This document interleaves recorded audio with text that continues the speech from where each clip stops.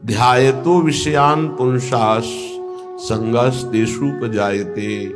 यदि तुम विषय चिंतन न करो तो किसी विषय में सुख नहीं है। तुम्हारा जब एकांत में चिंतन बनता है तब वो तुम्हें चिंतन के कारण सुखानुभूति होती है, ना कि उस विषय में सुख है। जैसे एक कुत्ता सूखी हड्डी लेकर एकांत में भागता है कि मेरे सुख को कोई छीन न ले, और जब चबाता है तो उसी की गलफरों से रक्त स्राव होकर हड्डी में दिखाई देता है। उसको लगता है इसमें रस है, इसमें पावर है, कुछ नहीं। ऐसे ही अज्ञानी पुरुष के द्वारा समस्त भोगों के भोगने का जो चिंतन है, वही चिंतन उसे सुखानुभूति कराता है, न कि भोगों में। नहीं तो भगवान की आज्ञा मानो, अनन्यस चिंतयन्तो माम, केवल भगवत चिंतन हो, फिर हमको परिणाम बताओ कौन सा भोग तुम्हें सुख प्रदान करता है। घृणा हो जाएगी। ये भगवत प्राप्त महात्मा कह रहे हैं, इनके वचनों को मानना चाहिए, अनुभव में नहीं उतरना चाहिए। ऐसा दलदल है भोगों का कि आज तक कोई अनुभव करके नहीं निकला है। जब निकला है तो रो के असंतुष्ट होकर के ही छोड़ा है। कभी कोई ऐसे भोग नहीं छोड़ पाया कि बहुत भोगा, हमें तृप्ति हो गई, अब मैं जा रहा हूं भगवान की शरण में। ऐसा कभी नहीं हुआ, एक भी नहीं हुआ। चाहे जितना बड़ा सम्राट हो, चाहे जितना भोग बाहुल्यता हो, रोया, पश्चाताप किया और असंतुष्ट होकर, अतृप्त होकर त्यागा। वही बात आज है आपके हृदय में कि आप अतृप्त हैं भोगों से, असंतुष्ट हैं, तो अनुभव के लिए मत जाइए।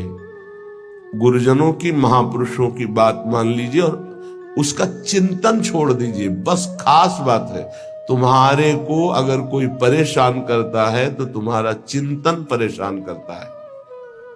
अंदर से ठीक बैठकर देख लीजिए। बड़े भाग्यशाली उपासक है जिन्होंने अपने चिंतन को बचाने की चेष्टा की।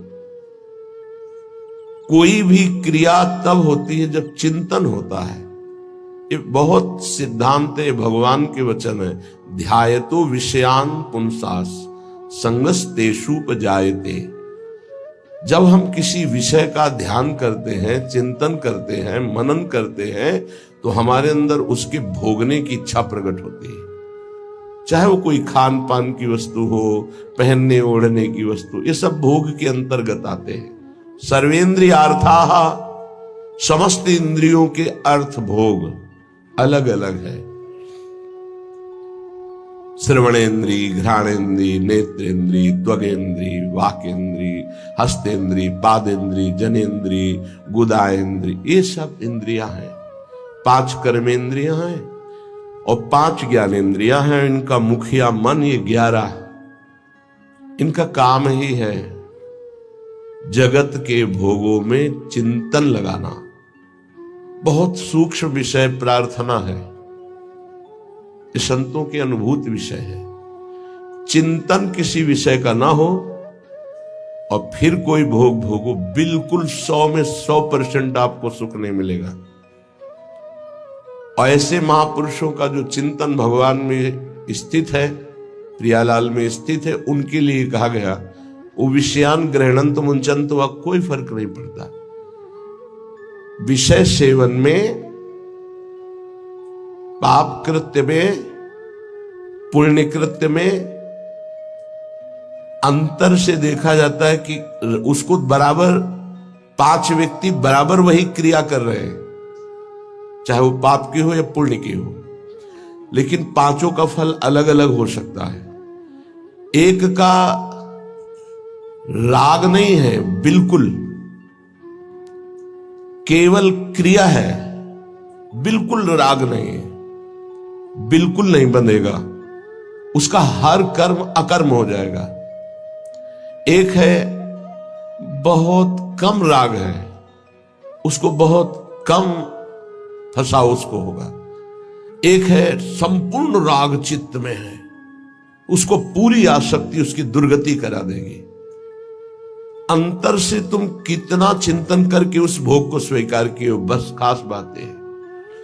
इसीलिए भगवत प्राप्ति के मार्ग में चाहे जो विषय हो, यदि वो बहुत प्रिय लग रहा है और उसका हमारा चिंतन बना है तो उसे हमें सेवन नहीं करना चाहिए, चाहे वो कितना सतोगुणी भोग क्यों न हो, क्योंकि हमारा चिंतन बना है। और अगर हम भोगेंगे तो चिंतन पुष्ट हो जाएगा और बार बार चिंतन होगा तो हमारे चिंतन में विघ्न पड़ेगा। इसलिए जिस वस्तु का चिंतन हो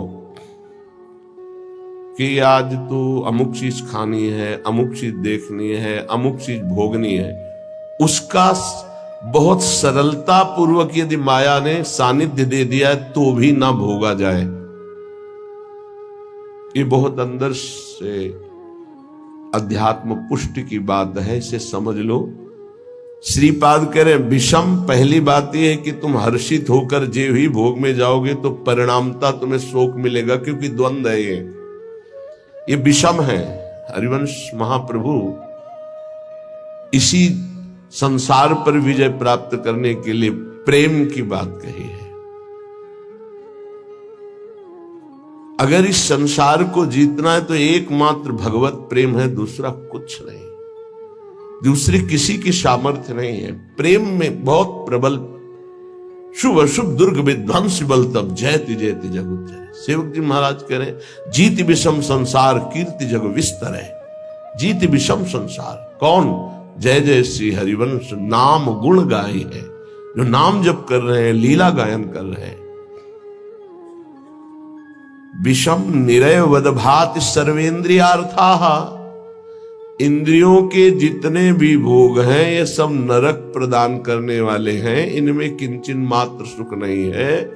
श्री कृष्ण चंद्र जी ने गीता जी में कहा दुख योनयः, अर्थात केवल ये दुख प्रकट करते हैं। पक्की बात है, सच्ची बात है। अज्ञान के कारण आपको ऐसा लगता है कि इंद्रियों के भोग भोग कर मैं सुखी हो रहा हूं, लेकिन सत्य विषय यह है कि जब उनको भोगो तो अंदर से आता है कि जो मैं चिंतन में सुख प्राप्त कर रहा था वो तो है ही नहीं।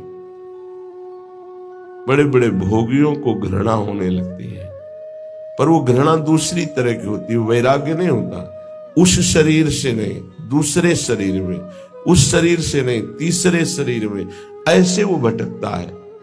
और जो विवेकी होता है वो संपूर्ण भोगों से नरकवत अपना पिंड छुड़ा लेता है। इन भोगों के भोगने में तुम्हारा चिंतन प्रधान है और कुछ नहीं। सर्वेंद्रियार्था, समस्त इंद्रियों के अर्थ, उनके भोगने का चिंतन और भोग क्रिया ये नरक प्रदान करती है। नरक स्पष्ट। सर्वे भोगा भवंति प्रबल गरल, क्योंकि जितने भी भोग हैं ये प्रबल विष है। प्रबल विष, प्रबल विष का मतलब होता है तत्काल असर करने वाला। एक मीठा विष होता है, महीनों में असर करता है, लेकिन भोग तत्काल पागल बना देने वाला है। चिंतन हुआ, सानिध्य भोग का हुआ, पागल बन गया, क्या करना चाहिए क्या नहीं करना चाहिए सब भूल गया। देखो कितना असर चढ़ा उसका कि उसका चिंतन, उसकी क्रिया सब भागवतिक मिट गई और उस समय वो कामांध हो गया, उस समय वो वासना में हो गया, सारा चिंतन खत्म, सारी की सारी वृत्ति। ये जहर है, इसे कह रहे सर्वे भोगा भवंति प्रबल गरल। ये प्रबल विष है जो तत्काल चढ़ता है, देखने से चढ़ता है, छूने से चढ़ता है, चिंतन से चढ़ता है, फिर भोगने से क्या होता होगा। ये ऐसा प्रबल गरल है, विष है कि एक विष तो खाने से ही केवल एक शरीर में चढ़ेगा, एक जन्म नष्ट करेगा। लेकिन ये भोग कह रहे सर्वे भोगा भवंती प्रबल गरला, ये इतना बड़ा विष है कि देखने से चढ़ जाता है, सुनने से चढ़ जाता है, चिंतन से चढ़ जाता है, फिर भोगने से क्या दुर्गति होगी। इसलिए का निरवय वदभाति सर्वेन्द्रियार्था, जो इंद्रियों के भोगों का चिंतन करके उनको भोग कर सुखानुभूति करते उनको नरक की प्राप्ति होती। भगवान ने भी कहा त्रिविधम नरकस्येदम द्वारं नाशं मात्मनः कामः क्रोधा तथा लोभा तस्मादेत्रेम त्यजेत। ये तीनों नरक के द्वार हैं, काम क्रोध लोभ, ये निश्चित नरक प्रदान करते हैं। वन्युद्भट ज्वाल कल्पाहा, और ये भोग क्या करते हैं, हृदय को जलाते हैं, अग्नि जैसे जला करके त्वगेंद्री को, शरीर को कष्ट देती है। लेकिन ये कारण शरीर तक प्रभाव डालते भोग, स्वभाव, अंतःकरण, इंद्रियां और स्थूल शरीर भी। इस तीनों शरीरों पर विष का प्रभाव पड़े, ऐसा विष की रचना आज तक नहीं हुई प्रकृति में।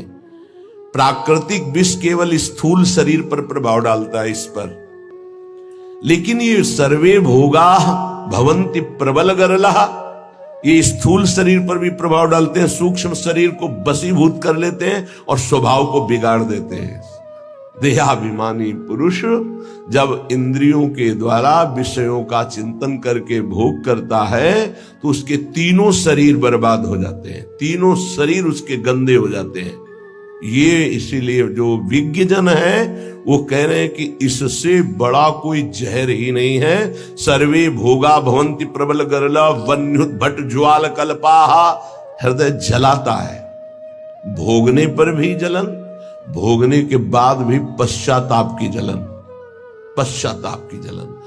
और वो पश्चाताप टिकाऊ नहीं होता है, 1 घंटे 2 घंटे जलन हुई, तीसरे घंटे फिर उसी भोग की चिंतन वृत्ति, फिर वही भोग की क्रिया।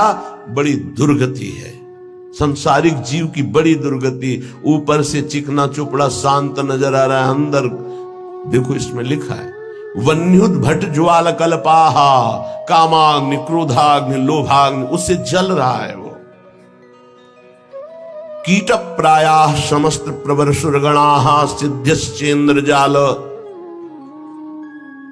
कह रहे कि बड़े महापुरुष हैं, इसलिए कह रहे हैं कि इन कीड़ों में और देवताओं में कोई फर्क नहीं है। क्यों? प्रारब्धानुसार कीड़ा भी अपने भोग को भोग रहा है, देवता भी भोग को भोग रहे हैं। देवता कोई नवीन कर्म करके भजन थोड़ी कर रहे हैं, अपने पूर्व पुण्यों को भोग रहे हैं। तो कीट प्रायः समस्त प्रवर सुरगणाः, ये प्रवर माने होता श्रेष्ठ, श्रेष्ठ जो देवता लोग हैं हमारी दृष्टि में कीड़े से ज्यादा नहीं है। क्यों? क्योंकि जैसे कीड़ा अपना प्रारब्ध भोग रहा है, ऐसे देवता अपने प्रारब्ध भोग रहे हैं। शुभ कुछ नहीं है उनके पास, नवीन कर्म नहीं, जितना रुपया जमा उसका भोग कर रहे हैं। जैसे बढ़िया होटल है, हर व्यवस्था है, आपका पेमेंट है तो आप भोगिए, हर भोग। जिस दिन पेमेंट खत्म हो धक्का मार के बाहर कर दिए जाओगे। ऐसे ही स्वर्ग से धक्का मार के गिरा दिया जाता है।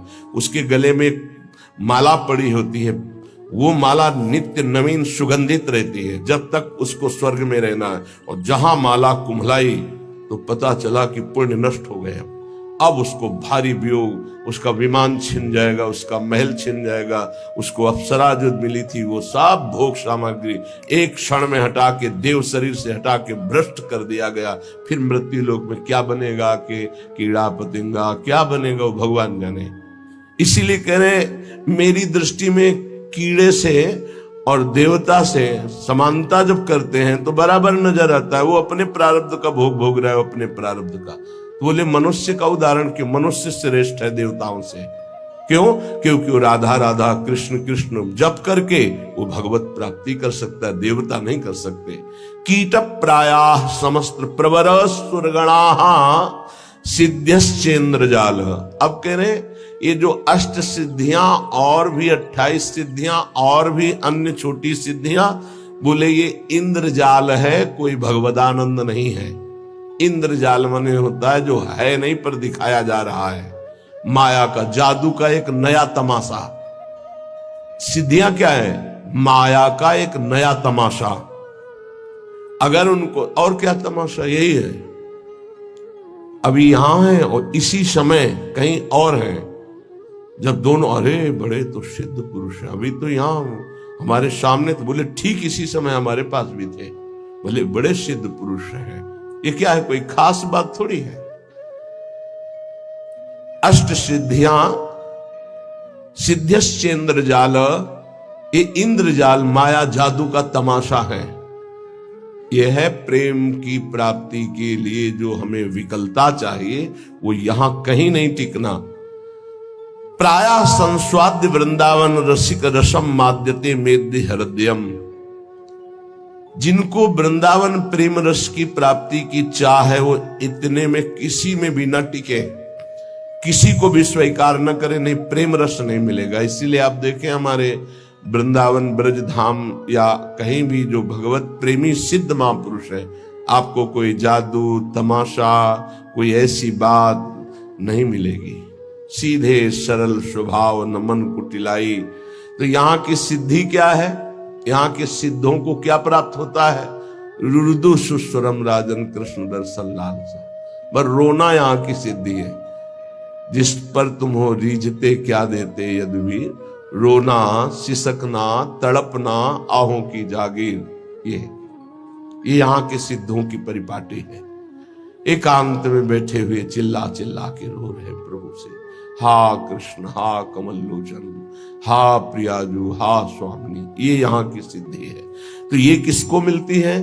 बोले जो मोक्ष को कड़ुआ मान करके, जो समस्त इंद्रियों के भोगों को नरक मान करके, जो समस्त भोगों को महाविष जान करके, क्योंकि ये जलाने वाले हैं, और समस्त देवताओं को भी कीड़े से भी ज्यादा भाव न रखना। कीड़ा अपना प्रारब्ध भोग रहा है, वो अपना प्रारब्ध भोग रहा है। और इंद्रियां है तो जादू का तमाशा है। गोस्वामी तुलसीदास जी ने भी लिखा है, रिद्धि सिद्धि पेरे बहु भाई, बुद्धि लोभ दिखावे आई, होए बुद्धि जो परम सयानी, तिन तन चितैना नहित जानी। ये हमारा अमंगल कर देंगी, भगवत प्राप्ति नहीं होने देगी। इसलिए भगवत प्रेमी महात्मा कभी किसी सिद्धि को स्वीकार नहीं करता। इसीलिए बहुत सरल होते। अब फिर उनमें कोई चमत्कार नहीं दिखाई देता। क्या चमत्कार? बाहरी, क्योंकि वो इंद्रजाल स्वीकार नहीं किए। उनका चमत्कार होता, उनके समीप एक बार जो आ गया और उन पर भाव कर लिया, तो उसका जीवन परिवर्तित हो गया। वो भक्त बन गया, भगवान का नाम जापक बन गया, अच्छे आचरण वाला बन गया, मनुष्य जीवन का उसको लाभ मिल गया। ये चमत्कार होता है। तो श्रीपाद कह रहे हैं, श्री वृंदावन का जो महारसास्वादन मतवाला कर देने वाला, मोक्ष सुख को भी थुत्कीकृत करने वाला प्रेम है, उसकी प्राप्ति के लिए यदि आप चल रहे हो तो स्त्री मात्रे मात्र बुद्धि। बहुत ध्यान से सुनिए। गृहस्थ हैं तो जिनके साथ पाणी ग्रहण संस्कार किया है, उनके अलावा आपका किसी के प्रति भी काम भाव वाली वृत्ति का संबंध नहीं होना चाहिए। नहीं, बड़ी दुर्गति होती है। चाहे वो स्त्री शरीर हो चाहे पुरुष शरीर हो, यदि अपनी मर्यादा से अलग, ये देखो धर्म शास्त्र हैं, इनका एक कानून है। भारतीय संविधान के अनुसार आपने यदि कानून विरुद्ध आचरण किया और नहीं पकड़े गए तो आप अपने को बहुत प्रवीण मानते हैं कि मैं बच गया, देखो। लेकिन तुम भारतीय संविधान के प्रगट में दंड ना मिलने पर ऐसा न समझ लेना कि दंड मुक्त हो गए। एक है भागवतिक संविधान, जिसमें किसी की गवाही, किसी की साक्षी की या किसी की रिपोर्ट की जरूरत नहीं, तुम्हारा कर्म ही तुम्हें दंड दे देगा जो तुमने कर्म किया है। इसलिए जो पति वंचक पर पति रति करई, रो रो नरक कल्प सत परई। जो स्त्री अपने पति की वंचना करके दूसरे पुरुषों के साथ सहवास करती है, बहुत समय तक वो रो रो नरक को प्राप्त होती। ऐसे जो पुरुष पाणी ग्रहण करके अपनी पत्नी को धोखा देकर दूसरी स्त्री के साथ सहवास करता है, ऐसी उसकी दुर्गति होती है। और जो भगवत मार्ग में चलने वाले उपासक हैं, चाहे गृहस्थ हो चाहे विरक्त, समस्त संसार की जितनी भी स्त्री शरीरधारी हैं, उन सब के प्रति पूज्य बुद्धि, भगवत बुद्धि, दैवी बुद्धि, मातृ बुद्धि, ऐसा कहा गया है। जिनसे पाणी ग्रहण किया उनकी बात अलग, गृहस्थी में बका सबके प्रति भगवत बुद्धि, सबके प्रति। ऐसे विरक्त भाव में गोस्वामी जी इसी की टीका करते हैं। स्त्री मात्रे मात्र बुद्धि के लिए जननी सम जानहि पर नारी, धन पराये बिसते बिस भारी, जिन्हीं राम तुम प्राण प्यारे, तिनके मन शुभ सदन तुम्हारे।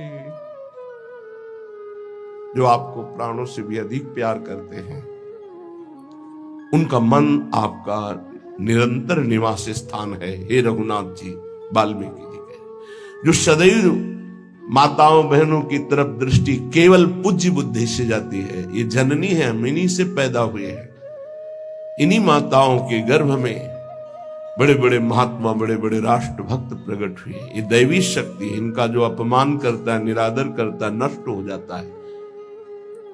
बड़े बड़े अपराध रावण ने किए लेकिन नष्ट नहीं हुआ। लेकिन जब दैवी शक्ति का अपमान किया तो भस्म हो गई सोने की लंका, और रहा न को कुल रोवनिहारा।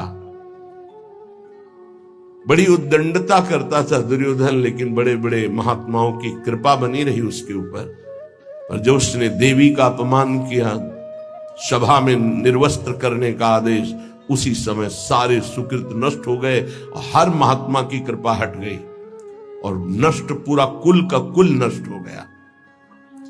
जिनके घरों में माताओं बहनों को सताया जाता है, कष्ट दिया जाता है, वो कभी श्री संपन्न घर नहीं हो सकते। और जो माताएं बहनें धर्म भ्रष्ट आचरण करती हैं, वो कभी सुखी नहीं रह सकती, दुर्गति को प्राप्त होंगी। ये धर्म है। ये हमारा देश धर्म प्रधान देश है। बहुत महिमा इस भारत देश की गाई गई है, क्योंकि इसमें धर्म प्रधान क्षेत्र, अलग अलग भगवान ने क्षेत्र, जैसे स्वर्ग है वो भोग भूमि है, नरक है वो पाप भोग भूमि है, मृत्युलोक है, मृत्युलोक में भारत भूमि भगवत प्राप्ति का परम धर्म स्थल है। जैसे गंगा यमुना सरस्वती का समागम तीर्थराज प्रयाग एक स्थान है अपना, उसका महत्व है। ऐसे पूरे विश्व में भारत का महत्व है। यहां भगवत प्राप्ति रूपी महान धर्म की स्थापना भगवान ने की है। ये वो भूमि है। इस भूमि में वास करने वाले के ऊपर भागवतिक शासन है, धर्म शास्त्र का। आप यहां परस्पर व्यभिचार नहीं कर सकते, जो हमारे शास्त्र मर्यादा है उसके विरुद्ध आचरण नहीं। स्त्री मात्रे मात्र बुद्धि आदेश कर रहे हैं, संपूर्ण स्त्रियों में मात्र बुद्धि। देखो गांव में हमने देखा है, छोटी छोटी जो बालिकाएं 10-11 से, तो सब उनके चरण छूने की भावना, घर के जन भी, अरे तू तो कन्या है, देवी है, जैसे वो पिता के चरण छूने के लिए चले, ला इधर पैर ला। हम गांव की बात करें, ऐसे चरण तो दुर्गा है, कन्या है, देवी है, ऐसी भावना।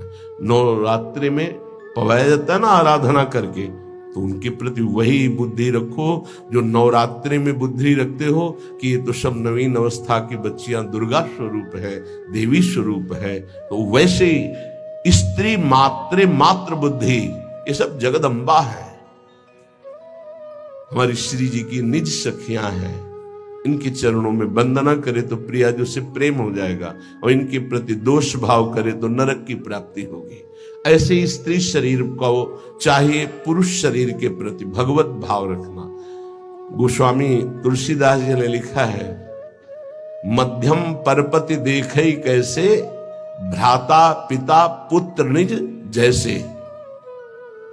अपने बराबर का देखा तो जैसे हमारा भाई हो तो कैसा हमारा भाव रहेगा, छोटा देखा तो पुत्र हो तो कैसा भाव रहेगा, और पिता के समान जो वयोवृद्ध बड़े हैं उनके प्रति पूज्य भाव रहता है। तो माता बहनें कैसे पुरुष को देखती हैं, भ्राता पिता पुत्र निज जैसे। और पुरुष कैसे देखते, बोले जननी समझाने पर नारी। जो बड़ी माता है बहनें वो साक्षात माँ है, जो छोटी हो साक्षात दुर्गा है, नवीन कन्या रूप। उनके चरण स्पर्श करे, जहां पाणी ग्रहण है वहां अर्धांगिनी भाव। स्त्री मात्रे मात्र बुद्धि, समस्त चराचर जगत की ये प्रेम प्राप्ति के लिए आदेश दे रहे श्रीपाद। स्थिर चर निखिल प्राणी प्राणीश उपास्य बुद्धि, चाहे जड़ हो चाहे चैतन्य हो, उसमें गौर से देखो राधा वल्लभ लाल जी की भावना करते हुए। तो राधा वल्लभ लाल जी दिखा देंगे, कह रहे स्थिर चर निखिल प्राण उपास्य बुद्धि,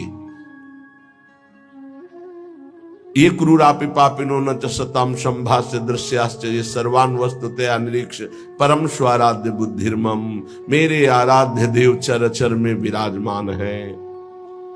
बाह्या से सार्थ लाभेश्वपि, कह रहे कि सांसारिक जितने भी लाभ हैं ये सब धोखे के हैं। समझना है, केवल समझना है, कर्तव्य पालन करना है, पर यह समझना है कि ये कोई लाभ नहीं है, धोखे का लाभ है। 1 अरब रुपया बैंक में जमा है आपके पास, बढ़िया मकान बना है, पूरे जीवन भर मेहनत की, खूब छल कपट जैसे भी बना, सब व्यवस्था कर ली, अब मरने का समय आ रहा है। अब वो कब आएगा ये तो पता नहीं, किसी का कभी भी आ सकता है, जवानी में आ सकता है, बुढ़ापे में आ सकता है, बाल्यावस्था में। यहां जो कह रहे हैं कि बाह्या से सार्थ लाभेश्वपि, जितने भी सांसारिक लाभ है वो सब बेकार हैं, बाह्य हैं। कैसे बेकार हैं? हमारे तो इतने बैंक में जमा है, इतने मित्र हैं, इतनी फैक्ट्री, ये ठीक है। फाइनल में आओ, अब आपका शरीर छूटने वाला है, अब आपके पास क्या जाएगा? हुआ ना सब बेकार। तो क्या करें?